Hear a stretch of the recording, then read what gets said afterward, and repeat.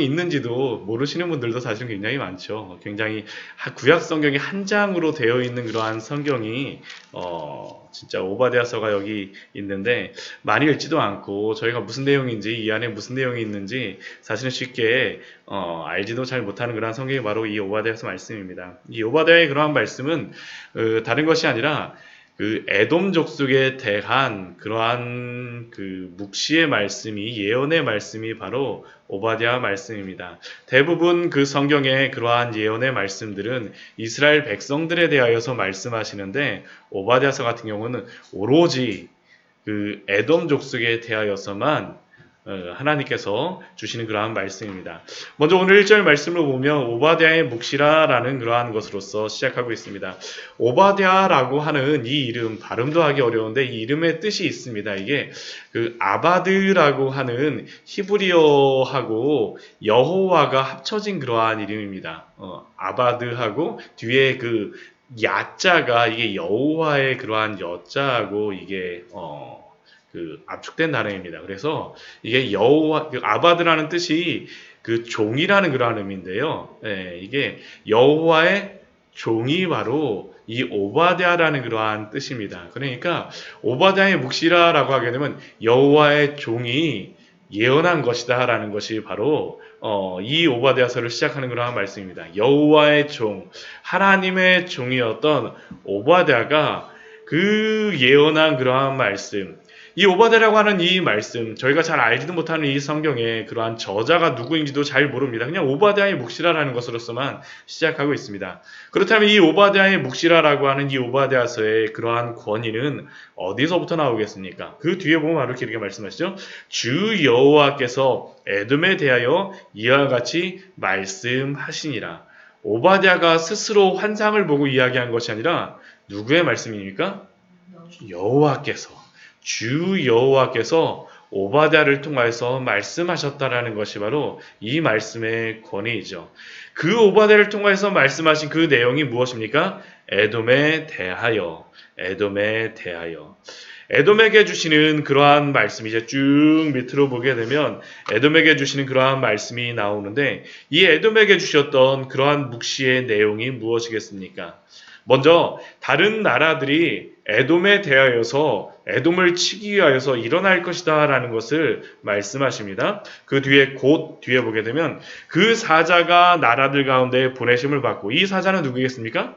하나님께 보내심을 받은 그러한 사자입니다. 그 사자가 여러 나라 가운데 보내심을 받고 그 나라들은 어떻게 하냐면 그 에돔을 향하여서 일어나고 그 에돔을 향하여서 그와 싸우겠다라는 것이 바로 이 오바댜서의 그러한 내용입니다.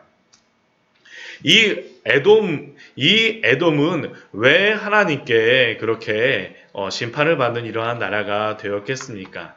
먼저 2절 말씀을 보게 되면 그렇게 말씀하십니다. 보라, 내가 너를 나라들 가운데서 매우 작게 하였으므로 내가 크게 멸시를 받느니라.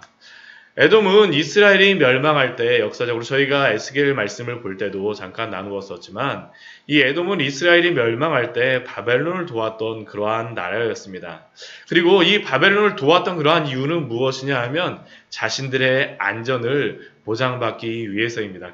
큰 나라 그 바벨론을 돕게 되면 자신들은 안전할 것이다라고 생각하였죠.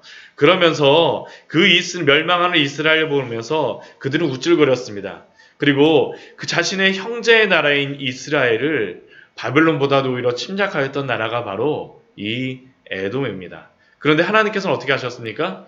그들이 그 바벨론을 의지하고자 했지만 하나님께서는 그러므로 그들이 안전을 그들이 도모하겠다라고 했지만 내가 너희를 매우 작게 하겠다. 그리고 크게 멸시를 받게 하겠다라는 것이 바로 하나님의 그러한 뜻이었습니다. 그들이 이렇게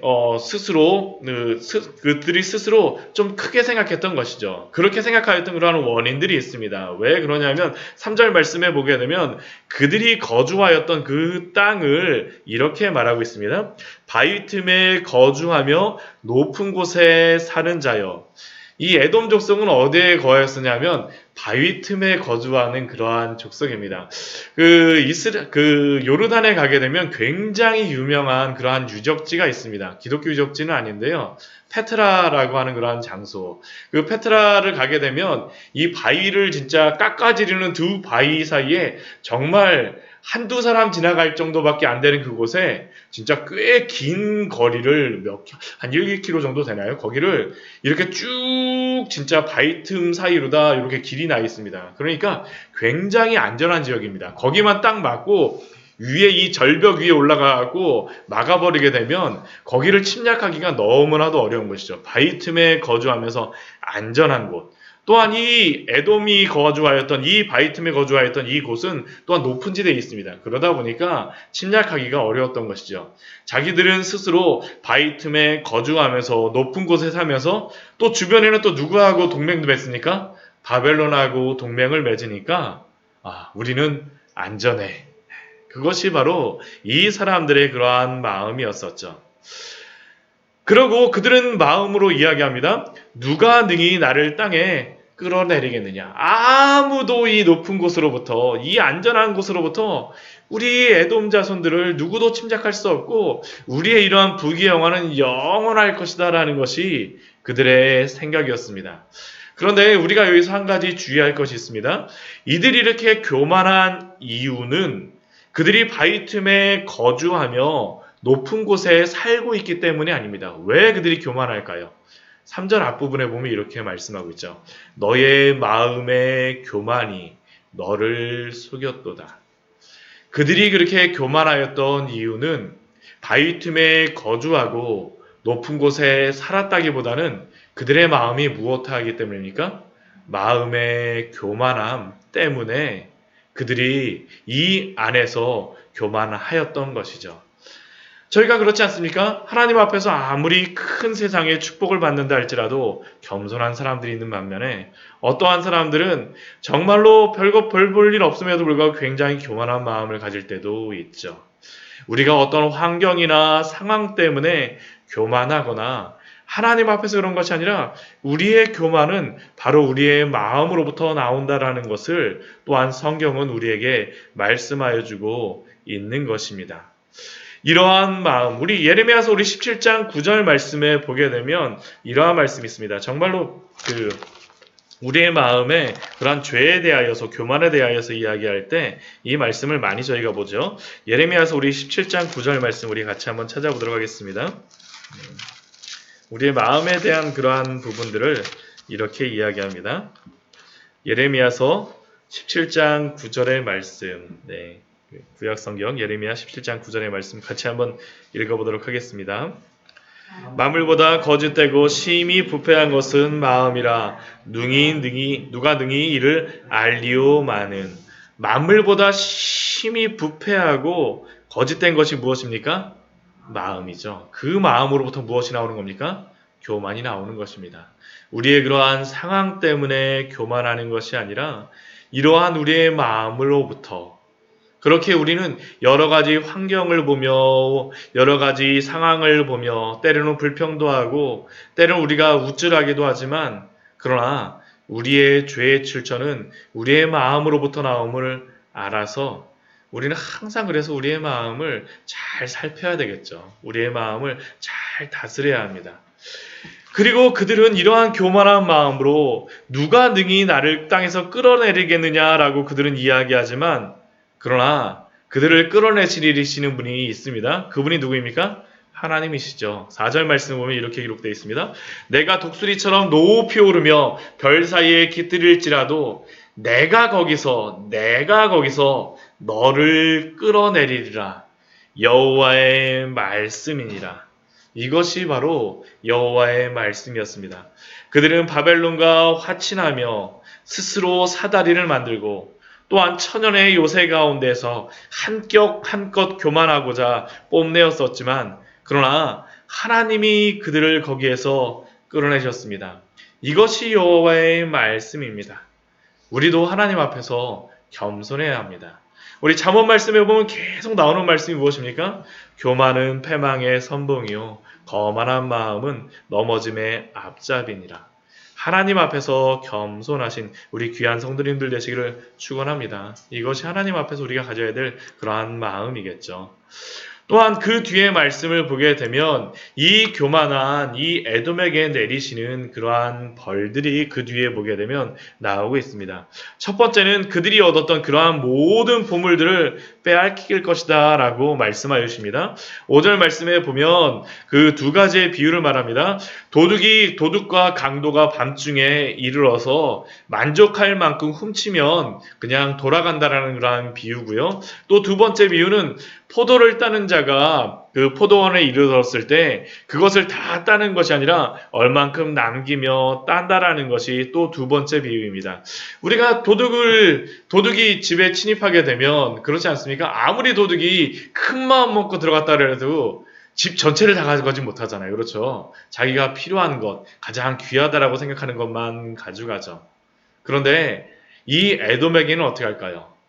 그 에돔을 침략하는 그러한 사람들은 완전히 그 모든 것들을 다 수탈해 갈 것입니다.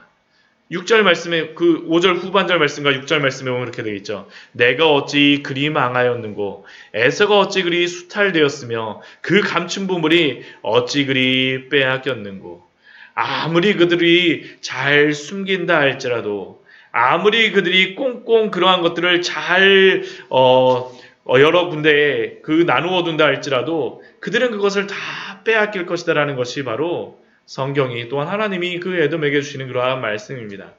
또한 그들은 어떻게 합니까? 그들이 그렇게 믿었던 여러 동맹하였던 그러한 나라들로부터 배반을 당할 것입니다. 7절 말씀을 보게 되면 이렇게 말씀하고 있죠. 너와 약조한 모든 자들이 다 너를 쫓아내며 또한 너와 화목하던 자들이 너를 속일 것이며 내 먹을 것을 같이 먹던 자들이 내 아래 함정을 팔 것이며 그러니까 어떻습니까? 그들이 동맹하고 믿었던 사람들이 어떻게 되는 겁니까? 다 그들을 배신한다라는 것이죠. 이것은 또한 에돔이 이스라엘을 배신하였던 것을 또한 이야기합니다. 우리가 보게 되면 에돔과 이스라엘은 어떠한 나라입니까? 형제 나라죠. 형제 나라. 야곱의 형이었던 그러한 에서의 나라가 바로 이 에돔이 아닙니까? 그런데 이 에돔이 이스라엘이 바벨론에 멸망할 때 어떻게 됩니까? 도와주는 것도 아니고 오히려 그 바벨론과 동조함으로 말미암아 오히려 이스라엘을 더욱더 약탈하고 더욱더 괴롭혔던 것이 바로 이 에돔이었습니다. 그리고 그들은 자신들의 그러한 안전을 위하여서 바벨론과 여러 나라들과 약조하며 동맹하였지만 어떻게 합니까? 약조하였던 그러한 모든 나라들을 화목하였던 자들, 함께 먹었던 사람들이 그들에게 배신하리라는 것이죠. 우리 7절 말씀에 보게 되면 반복되고 있는 단어가 있습니다. 어떤 단어가 반복이 되고 있냐면 너라고 하는 단어가 굉장히 많이 반복되어 있죠. 너와 약조한, 너를 쫓아, 너와 화목한, 너를 속여, 내 먹을 것을 내 안에, 내 마음에 지각이 없는 자들. 어떻습니까? 그들이 스스로 만들었던 그러한 모든 것들을 하나님께서 어떻게 하십니까? 다 아무것도 아닌 것으로 만들어 버리시겠다는 것이죠. 또한 그들이 의지하였던 또 다른 것이 있습니다. 8절 말씀 보면 그들은 지혜를 의지하였습니다. 그들은 지혜의 나라라고 생각하였습니다. 우리 7절 후반절 말씀에 내 마음에 지각이 없음이로다라고 하지만 사실은 이 사람들은 지각이 없는 사람들이 아니라 굉장히 지혜로운 자들이라고 그들이 생각하였던 자들입니다. 그런데 그들이 왜 이렇게 지각이 없게 되어집니까? 그날에 내가 에돔에서 지혜 있는 자를 멸하며 에서의 산에서 지각 있는 자를 멸하지 아니하겠느냐. 하나님이 그렇게 하신다라는 것이죠. 욥기에 나오는 그 욥의 그러한 고향도 이 에돔 땅 주변에 있는 땅이고 또한 그 욥에게 왔던 그 엘리바스도 이 뒤에 보면 드만이라고 나오는데 이 드만 거의 똑같은 지역입니다.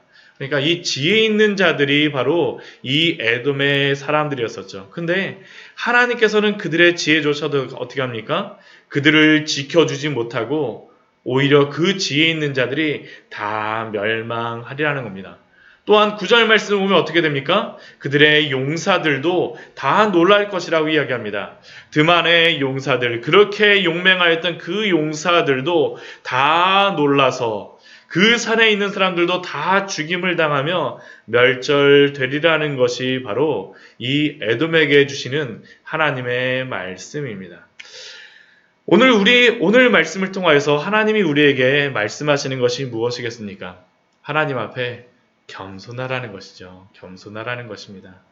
심히 부패한 우리의 마음을 따라서 하나님 앞에 우리의 마음을 따라가는 것이 아니라 하나님 앞에 겸손하라는 것입니다. 얼마나 우리가 인생을 살아가다 보면 별것 아닌 것임에도 불구하고 그것을 쥐고서 우리가 교만하게 구는 경우가 얼마나 많습니까? 때로는 우리보다 못한 사람을 보며 아니면 우리가 조금 못한 사람을 보게 되면 멸시하게 되고 우리가 조금 다른 사람들에게 손해를 보거나 우리가 못하게 되면 다른 사람 탓을 하고 환경 탓을 하지만 그러나 다 그것은 어디서부터 나옵니까? 우리의 마음의 교만함으로부터 나오는 것입니다. 그러나 하나님은 우리에게 하나님 앞에서 겸손하기를 원하십니다. 잘 될 때에는 하나님께 영광을 돌리고 어려울 때는 어떻게 되겠습니까? 하나님 앞에 겸손하게 무릎 꿇고 기도함으로 나아가신 우리 귀한 성도님들 되시기를 축원합니다. 정말로 이러한 겸손한 은혜가 오늘 하루의 삶 속에서 정말로 순종하면서 나아갈 때 하나님의 그 은혜가 있을 줄 믿습니다. 같이 기도하도록 하겠습니다.